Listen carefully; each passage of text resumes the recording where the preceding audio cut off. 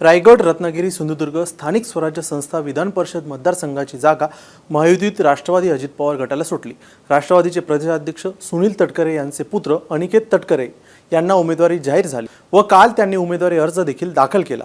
यावेळी शिवसेनेचे मंत्री उदय सामंत उपस्थित होते व सुनील तटकरे हे देखील त्यांचे पुत्र असल्यामुळे उपस्थित होते। मात्र ही जागा शिवसेना शिंदे गटाची पारंपरिक जागा मानली जाते, त्यामुळे शिवसेनेकडून नाराजीचा सूर उमटला आणि शेवटी बंडखोरी झाली।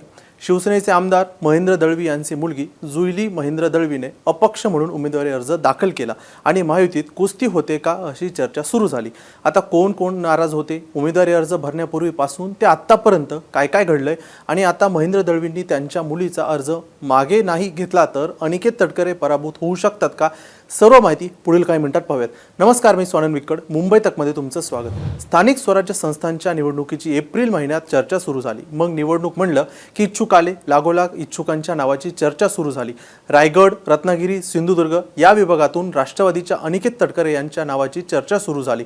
नंतर अनिकेत तटकरे सोशल मीडियावरती पोस्ट करतात व आपल्या नावाची चर्चा होते ती निरर्थक आहे। विधान परिषदेच्या जागेची उमेदवारी मला मिळावी याकरता सुनील तटकरे प्रयत्न करत आहेत अशा बातम्या बघण्यात येत आहेत। मी सांगू इच्छितो, या बातम्या निराधार आहेत आणि तथ्यहीन आहेत। मी या उमेदवारीसाठीच्या स्पर्धेत नाही। सुनेत्रा काकी आणि पक्षातील सर्वच वरिष्ठ नेत्यांच्या नेतृत्वाखाली एक कार्यकर्ता म्हणून मी पक्षवाढीसाठी कार्यरत आहे, असं अनिकेत तटकरे यांनी त्यांच्या सोशल मीडिया पोस्टवरती म्हटलं। पण नंतर जेव्हा निवडणुकीची घोषणा झाली तेव्हा राष्ट्रवादीनं या जागेवर आपला दावा असल्याचं सांगितलं। नंतर महायुतीत शिवसेना आणि राष्ट्रवादीत अंतर्गत वाद हा काही नवीन नाही। लगेच तिकडे रायगडचे पालकमंत्री व्हावं म्हणून ज्यांनी बाशिंग बांधलंय ते मंत्री भरत गोगावले यांनी नाराजी व्यक्त केली। भरत गोगावले हे महाडचे आमदार आहेत। त्यांनी सुरुवातीला ही जागा शिवसेनेला मागितली होती, पण रायगडच्या पालकमंत्री पदासाठी राष्ट्रवादी देखील इच्छुक आहे। त्यात अदिती तटकरे यांच्या नावाची मागील 1.5 वर्षांपासून चर्चा आहे। नंतर महायुतीची अंतर्गत बैठक झाली, त्यानंतर वरिष्ठांच्या आदेशानंतर शिवसेनेच्या भरत गोगावले यांनी तलवार म्यान केली, म्हणजे अनिकेत तटकरे यांना पाठिंबा देण्याची भूमिका शिंदेच्या शिवसेनेनं घेतली। एकनाथ शिंदे यांनी स्वतः भरत गोगावले यांची समजूत देखील काढली। नंतर शिवसेनेचे नेते आणि आमदार महेंद्र दळवी यांनी समोर आले। त्यांनी म्हटलं की या जागेवर शिवसेनेचा दावा असल्याचं त्यांनी सांगितलं आणि बोलून देखील दाखवलं। महेंद्र दळवी यांनी त्यांच्या मुलीला निवडणुकीच्या रिंगणात अपक्ष म्हणून उभं केलं।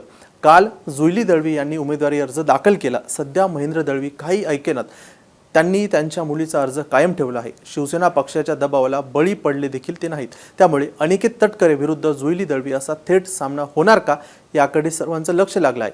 बरं, आता बंडखोरी मागचं गणित काय, तर रायगड, रत्नागिरी, सिंधुदुर्ग हा मतदारसंघ गेल्या अनेक वर्षांपासून शिवसेनेकडे होता। 2020ला अनिकेत तटकरे येथूनच राष्ट्रवादीतून पहिल्यांदा आमदार झाले आणि ते विधान परिषदेत गेले।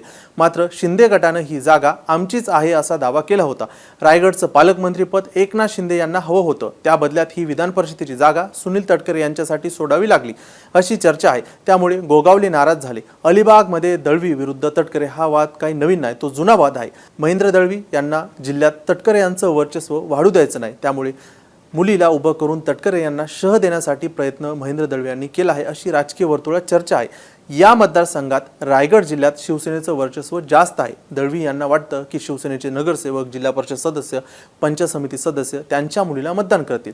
पण आता पुढे काय, तर महायुतीचा अधिकृत उमेदवार असल्यानं भाजप, राष्ट्रवादी आणि शिवसेनेचा एक गट यांची मतं अनिकेत तटकरे यांना मिळतील आणि सुनील तटकरे यांनी देखील संपूर्ण यंत्रणा त्यांची कामाला लावली आहे। पक्षादेश डावलून अपक्ष उमेदवार दिल्यानं महेंद्र दळवी यांच्यावर शिवसेनेकडून शिस्तभंगाची कारवाई होऊ शकते। मात्र रायगडमध्ये त्यांचा जनाधार लक्षात घेता पक्ष सावध भूमिका घेत आहे। थोडक्यात काय, तर गोगावले यांनी पक्षासाठी संयमाची भूमिका घेतली, पण महेंद्र दळवी यांनी अलिबागच्या वर्चस्वासाठी बंडाचा झेंडा कायम ठेवला आहे। त्यामुळे तटकरे विरुद्ध दळवी ही लढत प्रतिष्ठेची बनणार का याकडे सर्वांचं लक्ष लागलं आहे। बाकी या सर्व राजकीय अपडेटवरती आमचं लक्षच असेल। त्याविषयीचे सर्व व्हिडिओ मुंबई तकच्या वेळोवेळी टाईमलाईनवरती तुम्ही पाहू शकता। ताज्या बातम्यांसाठी तुम्ही पाहू शकता मुंबई तक।